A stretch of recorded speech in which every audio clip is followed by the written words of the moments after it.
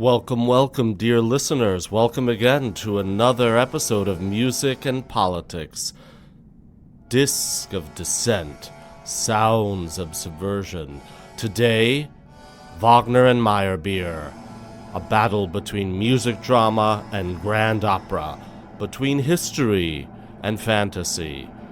We will discuss Marx, political philosophy of anarchism, the Communist Manifesto, and the failed revolution of 1848 versus the legacy of the successful French Revolution of 1789.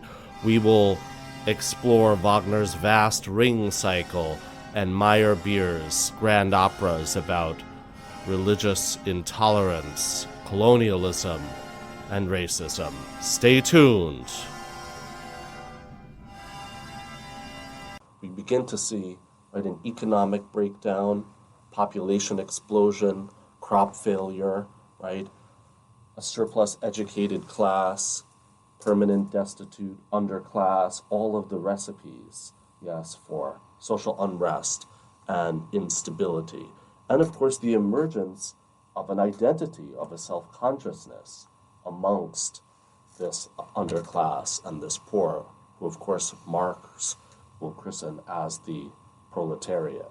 And when addressing Wagner, Richard Wagner, yes, this German composer, we have to link him with the thought and the ideas of Karl Marx. Both of them exiles. They had to flee their homeland, yes, Marx to England and Wagner to Switzerland. And Wagner himself was actually on the barricades of these revolutions in 1848, where there was an attempt all throughout Europe, from the Iberian Peninsula to Eastern Europe, to overthrow the feudal system, which of course would persist until World War I in most of Europe. So it was kind of similar, if you like, to the Arab Spring, as a moment when it seemed there would be a toppling of authoritarian regimes, and it was a potential left unfulfilled. And combined with it was, of course, an aspiration of national freedom, of establishing national states there, remembering that most of these countries in Europe are still under the grips of various forms of monarchy.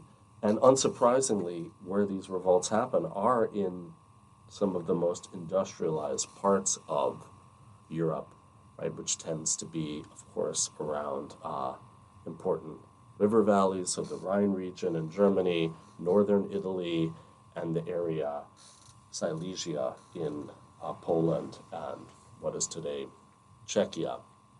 So just a brief primer, if we may, to go into how Marx is important for understanding this revolution of 1848. It's the first international. It's the founding of the communist movement. As Marx refers to it, it's a specter haunting the alliance of monarchs in Europe. And it is he who defines history as a history of class struggles. And one of the paradoxes, of course, of the Communist Manifesto is that it's the ultimate statement for the dynamism of capitalism.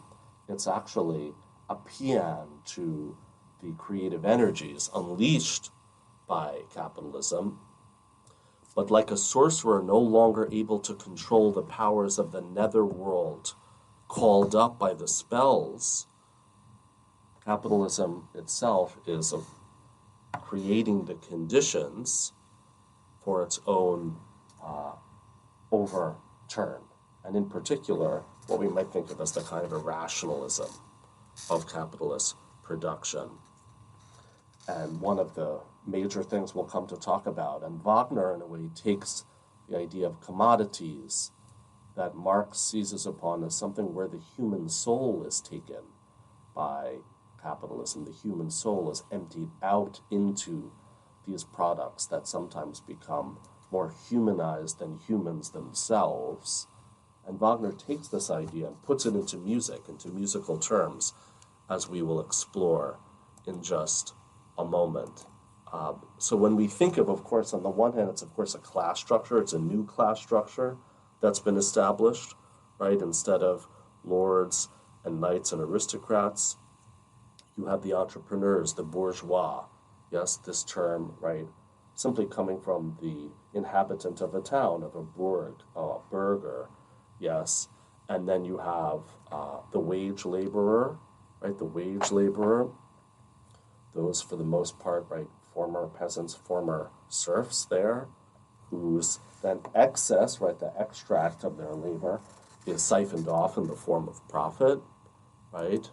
And this is a basic structure, and we'll see that in Wagner's grand operatic work, and though he denies and refuses the term opera, he calls it music drama, is actually laid out very, very carefully. There's a very clear class structure through the form of a mythology. And of course, one of the aspects of capitalism that Wagner first identifies, his famous statement, all that is solid melts into air. Right? It's no longer in an identifiable form of tradition and privilege, right? Like the orb and the scepter of the monarch, right? Rather, it's in a kind of invisible hand of the market, to use another metaphor popular at the time. And this kind of technology, right, of camouflage, of invisibility, is also adopted into music. Right? Wagner's aware of it. He brings the state of the art into musical production. First of all, in a theater he has designed and constructed to his own specifications in Bayreuth, basically in the middle of the German countryside.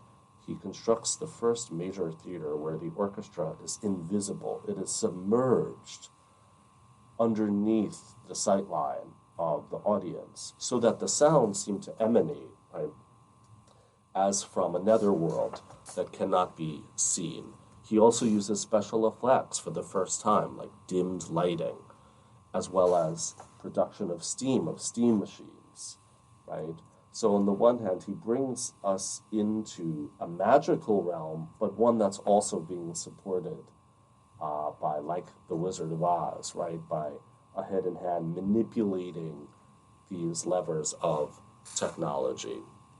And why does he construct this theater? To make it a kind of pilgrimage site, right? There's a realm of kind of religion and capitalism that meet, and it's in a somewhat difficult to reach place in Bayreuth, which is basically the very northern part of Bavaria in a district called Franconia.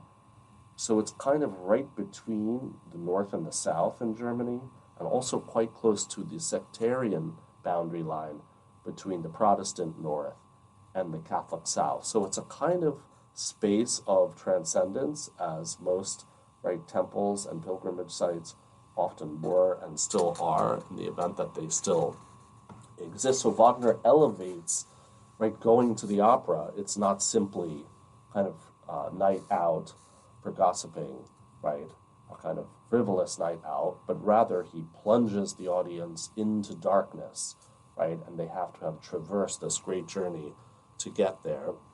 So he raises it to a new level and christens it with a new name. It's not opera anymore, it's music drama. Music drama.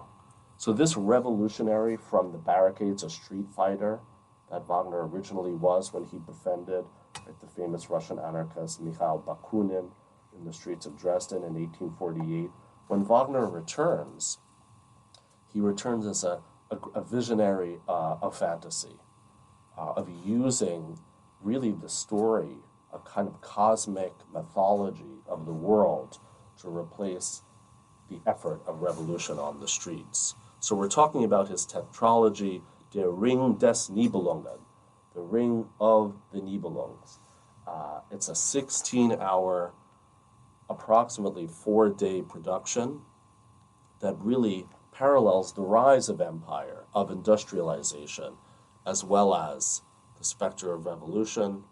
It's a world of magic rings, helmets, and swords, and dragons, but also one of contracts, law, profit, and factories, all at once. Let's just have a brief listen to the opening of the Ring of the Nibelungen through a prelude. The first, it's actually 4 individual operatic productions, and the prelude is called Das Rheingold, meaning the gold in the Rhine River. And the music starts on an extremely low, repeated chord, like an ostinato, where it builds gradually and gradually, almost like a kind of ambient soundscape. And Wagner is essentially painting being at the bottom of this river, out of which life will grow through this gradual, repeated, increasing volume towards this crescendo, and we're going to listen right towards the crescendo of this opening, and it emerges into the beautiful singing of the Rhine maidens in a pre-speech. They're still in the stage before language when their voices first emerge, we'll hear. And on the one hand, it's the start of the mythology of this gold of the Rhine, right? Capital, it's capital, the source of wealth of this culture, but it's also the source of life. In a way, it's kind of a cosmic tale that recounts an origin story, a romantic origin story, not only for specifically the story, the characters within and the mythological characters, but more directly the German nation, because it's the Rhine River. So it's also a kind of nationalist tale as well. Let's have a listen to the crescendo, the end of this opening music of Das Rheingold.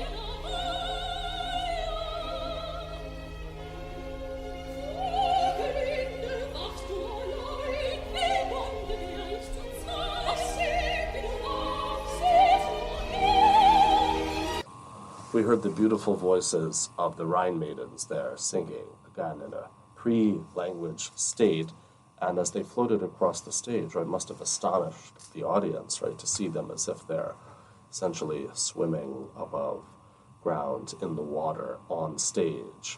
And they're protecting, of course, this gold, right, this capital that's the wealth of this entire culture, hidden deep under the water. And of course, the title of the whole work, though, is The Ring of the Nibelungen, and the ring is fashioned out of this gold, right? So it's made through production.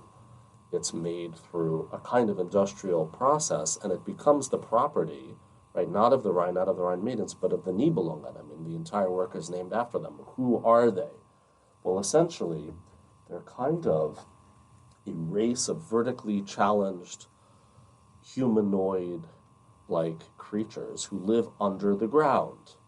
And they are especially talented at production, at industrial production, at handicrafts, and yet they do not resemble physically, physiognomically, either the Rhine maidens or the other characters in the opera, some of whom are identified as gods, some of whom are identified as giants, and the Nibelungen are clearly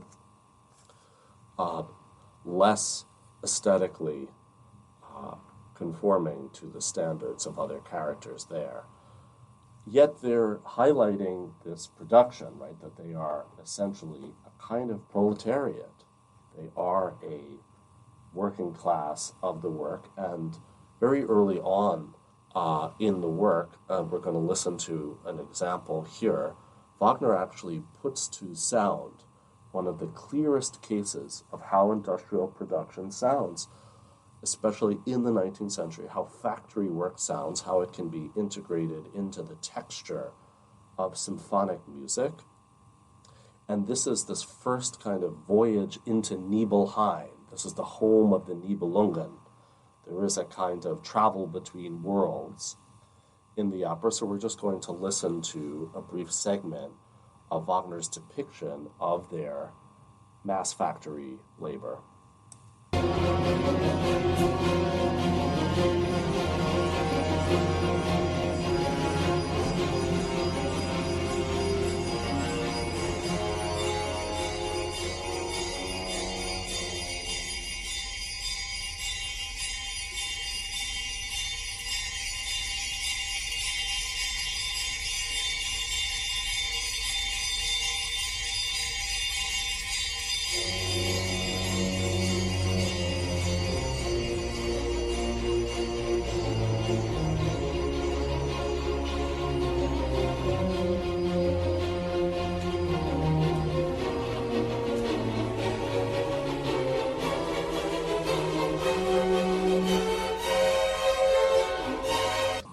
And in some productions, right, that sound of mass labor, it's even depicted as a kind of forced labor camp, right?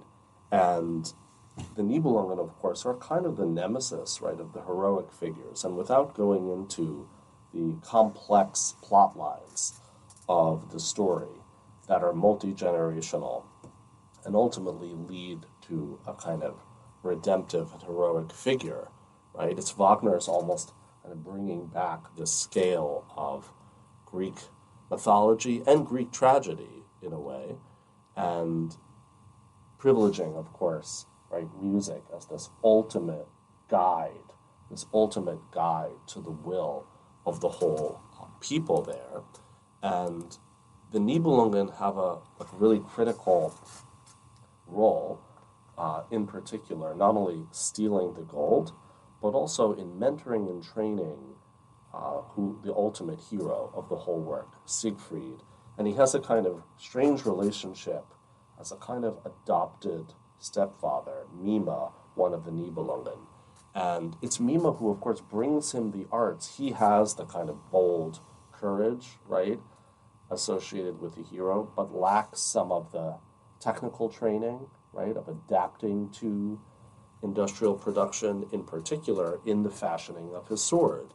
And I just want to share one scene to you that illustrates this strange relationship between Mima and Siegfried, yes. And it's a kind of strange Oedipal, kind of love-hate relationship, father and son, but they come from, of course, two totally different worlds. You might think of it, on the one hand, as the kind of creature of the state of nature forced into the discomforts of industrial modernity, or it's often been interpreted as a kind of commentary on the very troubled German-Jewish symbiosis and the advent of modern antisemitism that accompanies industrial modernity. And Wagner is really unique in the history of European art composers. Not only that he had some personal or social prejudice, but he actually was a theorist, a propagator of anti-Semitic political ideology, in particular his famous text, Jewishness in Music, where he underscores the essentially mimetic capacity of the Jews, who are an uncreative people there, who can only copy, essentially. And if we look at this relationship, right, between Mima and Siegfried, on the one hand, it's not about copying as much as it is theft. If you think about the whole logic of the drama is based on the theft of this gold and the attempt to rescue it again. So let's just listen very briefly to an excerpt, and of course the dialogue is in German, but you can hear the kind of tortured relationship as well as the threat by Siegfried to melt down his mentor and adopted father, Mima. Wer fängt wohl eher die Kunst? Eine Finkenweis will er verhaulen. Als er schlimm, sollte bestehen, dann legte sich riesig heraus. Mit den Stücken, fort mit den Stücken. And apologies to the listener, of course the dialogue there is in German, but you can hear the shouting, kind of angry, petulant adolescent son there, essentially calling him a bungler and a liar, filling him with lies, right? And they're fighting over, right, the secrets and the control over the knowledge and the production here. And ultimately, right, he threatens him to melt him, to smelt him entirely, which brings us, of course, to, right, this animus that accompanies modernity, right? And that's another form talking about, of course, Marx as the origin of socialism, right? One of his followers, August Bebel, one of the founders of the German Social Democratic Party, referred to anti-Semitism as a kind of socialism, but as he called it, a socialism of fools, a socialism of fools. And for Wagner, it wasn't just theoretical, right, propagating anti-Semitism as an ideology. It affected his musical career. It was very much a part of his stepping stone, his ladder to prominence, most particularly because two of his own mentors in real life, with whom he had a kind of tortured Oedipal rapport, were composers, two of the most prominent, one in Germany, in France, of his time, of Jewish origin. Felix Mendelssohn, in the case of Germany, most renowned for not only his own symphonies, but his revival of the work of Bach, and Giacomo Meyerbeer, who, although he actually was born in Berlin, came from Berlin, like Mendelssohn, his career was largely in France. And his last name was actually a contraction of his original first and last name. So he was born Meyerbeer, but that became conjoined to his last name and took on the name Giacomo. And Meyerbeer was a kind of polar opposite of Wagner.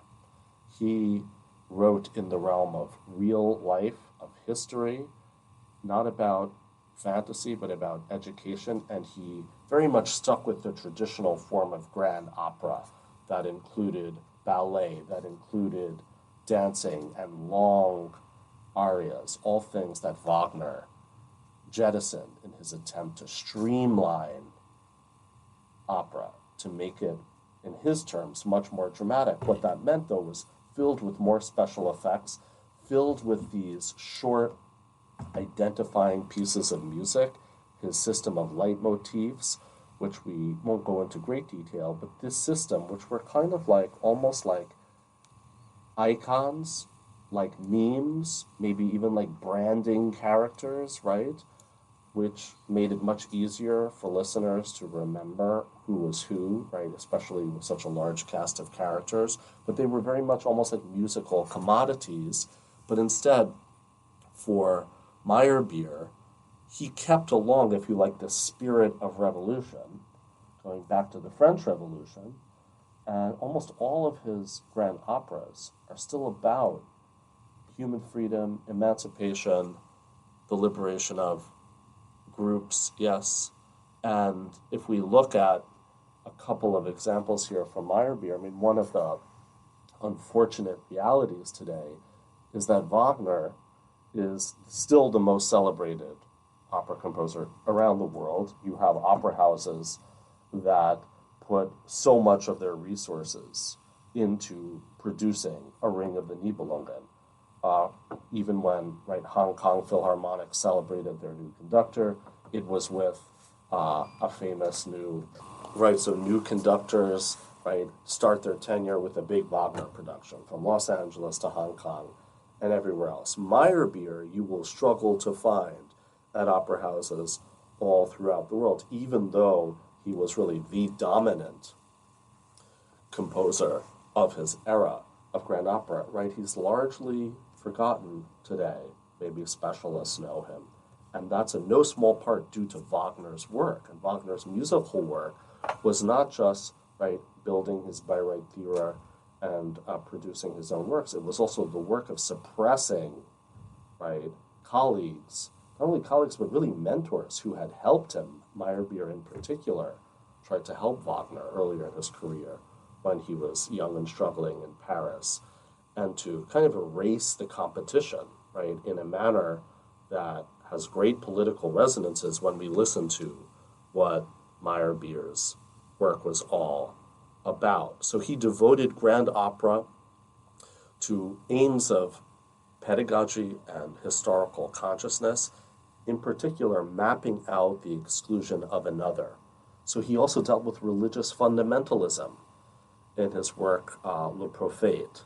And we're going to listen to just very briefly some of his work on Les Huguenots, right? The Huguenots were well known as the Protestant persecuted minority, right, of Catholic France, right, the famous St. Bartholomew's Day massacre, which is really the centerpiece of his grand opera. It's all about the plight of a persecuted minority that is attacked mercilessly and, in fact, threatened with extermination by a state power, and one emboldened by a kind of radical ideology.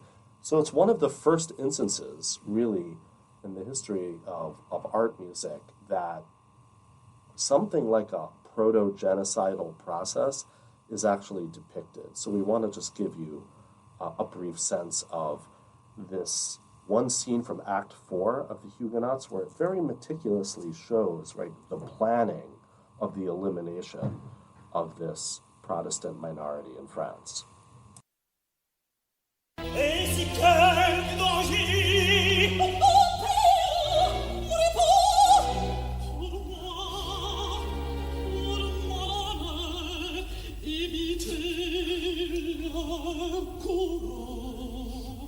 Okay. And just that brief excerpt, it's a plea to hide, to find safe refuge, to escape from a life-threatening situation. As ever, of course, there's a kind of, right, romance from both sides of, let's say, the kind of righteous side of the perpetrators who want to save and help to rescue those threatened there. It's almost the opposite if you think of the point of view that instead Wagner brings the listener into the mind of the frustrated, angry, even murderously ready hero, Siegfried, doesn't at all open up, let's say, the oral channel to empathy for understanding what it's like to be under threat, or especially in a political sense very clearly. And so on the one hand, Meyerbeer brings us, right, to opening up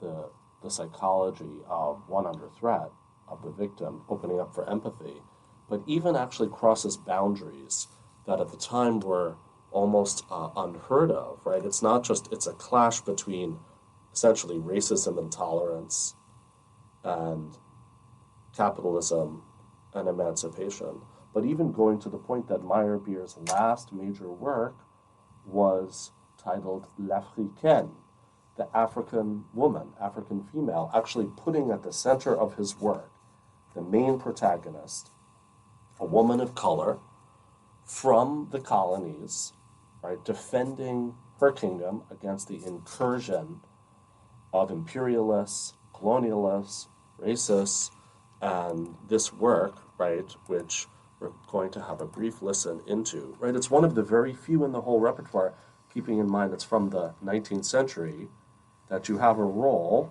and major stage time for a woman of color as the protagonist. Let's have a brief listen to Meyerbeer's L'Africaine.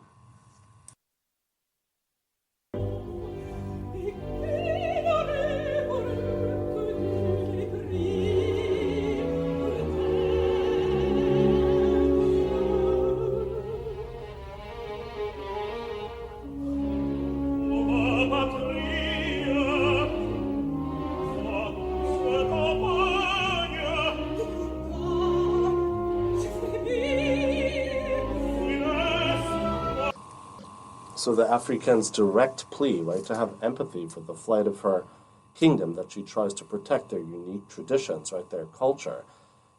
Meyerbeer showing himself, right, as the premier, maybe if not the only, anti-racist composer of the grand opera tradition in the 19th century, buried by Wagner, right? And I put forward as a parting thought to the listener that maybe whenever we mention Wagner, we must always mention Meyerbeer, right? From now on, as a kind of reparation to that historical injustice of Wagner, right, burying his competitor, We should always pair the two together, and that should go for opera houses, for classrooms, and for audiences everywhere. Thank you, dear listeners, one and all, for your patience here. We'll see you again next time, where we're going to listen to the music of minority nationalism and discuss some of the philosophy of nationalism and music in the 19th century. Until next time. Thank you for listening, dear listeners. Please remember to rate and review and to like and subscribe to Music and Politics. Please send any questions to musicandpoliticspod@gmail.com. That's one word, musicandpoliticspod. And do seek us out on Patreon at Music and Politics Pod. Once again, one word, Music and Politics Pod, where you can find membership that opens the door to curated reading and listening lists, as well as meetings and consultations with our team. Fare thee all so well.